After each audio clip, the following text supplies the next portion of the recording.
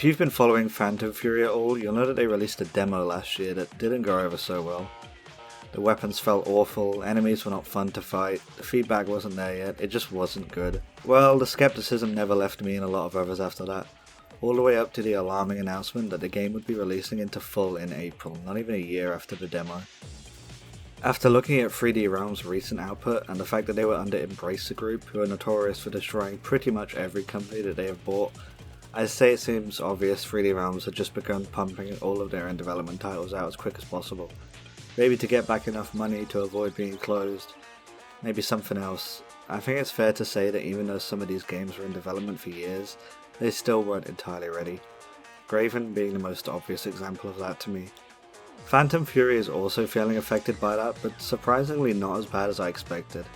In fact, this surprised me further by not just being not bad, but being pretty good. Iron Fury was developed by Voidpoint, but Phantom Fury was developed by Slipgate Ironworks, who have the unfortunate track record of only putting out games that weren't very good. Rise of the Triad 2013, Bombshell, Graven, alongside a few co-developments, but their own output just hasn't been the greatest, which makes it, like I said, surprising that this thing is pretty good. I'm only going to be showing footage from the first few hours, so don't worry too much about any spoilers. If you aren't aware, Phantom Fury is the follow-up to 2019's Iron Fury, a very good retro FPS made on an updated version of the build engine, with tons of detail and charm and soul in every corner. Phantom Fury takes more of a 2000s approach to the game, with it clearly leaning into the vibes of Duke Nukem Forever 2001, going off its trailer and the interactivity in the final game, and Half-Life for its more linear structure. The game world presents a whole bunch of stuff you can interact with, usually just props scattered about the place. Surprisingly, you can't turn light switches on and off, but occasionally there are things like these keypads, which are a direct homage to Duke 2001.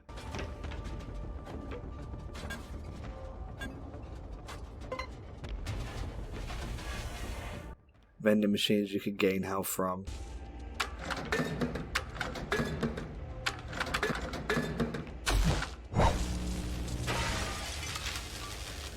And here you have this Splinter Cell-esque fish tank that you can shoot holes in that lower the water level to those holes.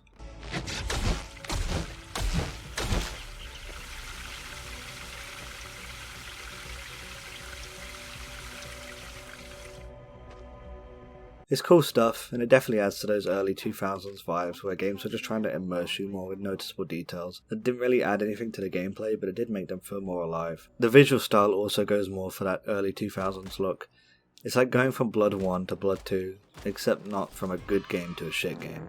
For some reason there's no filtering over the textures, and for once I think this is one of those games that would have ended up looking better with a smooth texture style, instead of trying to remind us how retro it looks all the time. For the style it's going for though, it does do it really well. The controllers are pretty responsive. I'm always awkward about crappy controls and I had no major complaints, other than a bug that would constantly lower my sensitivity. You can sprint, jump, slide, do a melee attack, and hold up a shield that stops incoming projectiles. There's no dash, but the sliding does give you a momentum boost, which does kind of make me wonder why they didn't just replace the slide with a dash and be done with it.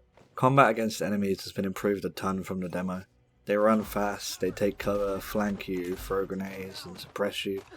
I played through the game on normal and I died a fair amount of times to them. They do not fuck around. You'll go up against tens of these guys at a time in the later parts of the game and it's really challenging. Some of the most common enemies you'll come across are GDF soldiers like this. Flying drones that die in 1 or 2 shots from any weapon, so they don't become a huge nuisance. And you can pick them up after they go down and toss them at groups of enemies to blow them up, which is nice. There's brute types that charge at you and do AoE attacks, and zombie enemies that will pick up random props and throw them at you like crates and explosive barrels.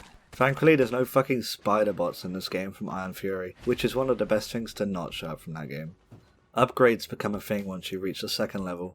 There's this purple currency you can find hidden about to upgrade your new bionic arm, your weapons, or a suit later on. The progression aspect is nice. I always like when games let me add on alternative fire modes to weapons.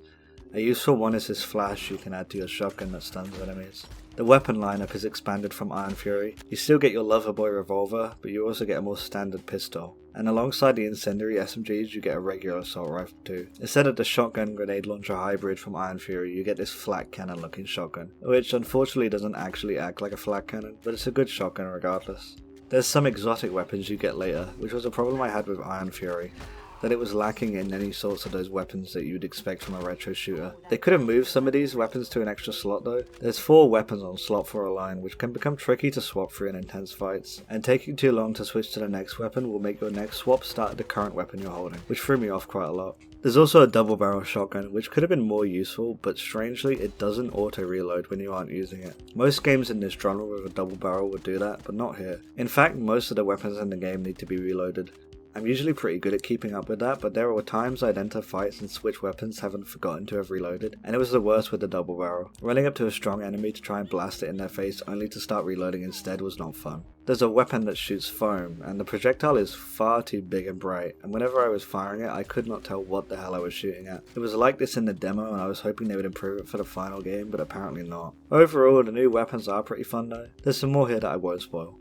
The level design goes for a more Half-Life style of pacing compared to Iron Fury's more traditional retro FPS style. You start off in a facility before going through a desert, some more facilities and underground bunkers, and then finally a big city. Exploration has more of a focus in these levels. Keycard collecting as usual, but then also reading computers for keypad codes, shooting locks on doors, rerouting power to different parts of a building. It's more involved, and one of the later facilities did feel like some cracks were showing in the level design, because I ended up running around for probably at least half an hour just trying to find things that weren't even particularly hidden, just not highlighted that well. There's a few vehicle sections, but they're not that great. The first one has you in a Jeep with a turret at the back you can fire while driving. Another has you in a helicopter, but it's nothing more than a glorified turret section as you don't even get to pilot it. And lastly, you get to drive this mini sub for a few minutes, and it's pretty much just a swimming section with missiles. Luckily, none of them are very long.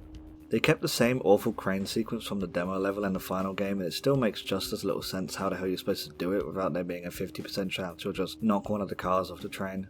The campaign itself took me around 10 hours, I'd say. The levels have a good sense of progression to them, and the combat to exploration variety is never too skewed in one direction. Weapons are given out at a good pace, and you'll keep finding new ones until the very end, but they give you the most fun weapon a little too late. There's a few downtime segments, one being a bar and another being an arcade, and unexpectedly you get to mess around with things like pinball machines, pool tables, and claw machines. The claw machine gave me a prize for winning it, and I'm sure the rest do too, but I didn't stick around long enough to find out. The biggest problem I have with the game is with its audio. Mostly just nitpicks, but they add up. Things like enemy voice lines and weapon sounds are fine, but the music is too quiet, even on max, at least on my setup, and my headphones can go really loud. Quite a few long sections of the game simply have no music at all, and even some ambient music loops would have gone a long way here.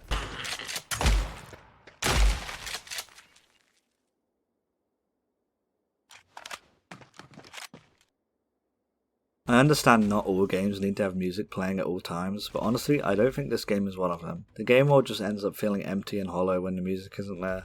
I hope they add some tracks into those empty sections and increase the max volume on the music, because it was never loud enough for me. There's also just a lack of audio where you might expect at times. Swimming in water makes no sound at all.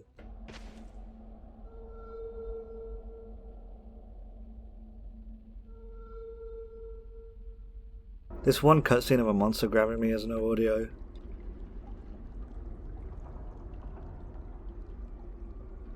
There's an upgrade that lets you reload faster when you have armor, and none of the reload sounds speed up to match the faster animations.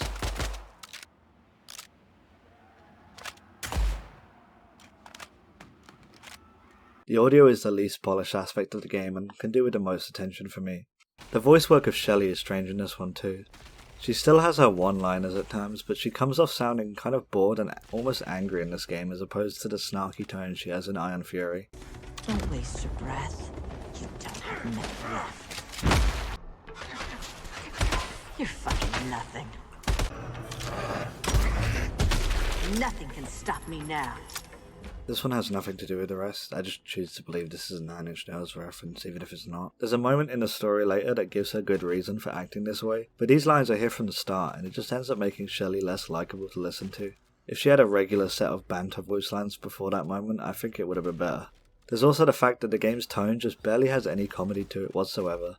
It takes itself completely seriously, and there's rarely anything ever going on to lighten the mood. I'm not saying it's depressing, but going from Iron Fury to Phantom Fury is quite a tonal whiplash. Nobody cracks any funny jokes. Shelly tries, but I already stated my problem with her voice lines. There's barely any comedic Easter eggs that I could find aside from the copy-pasted photos of the developers, and there is one funny conversation in a bar, but other than that, there's nothing. I'm going to go into spoilers for a moment.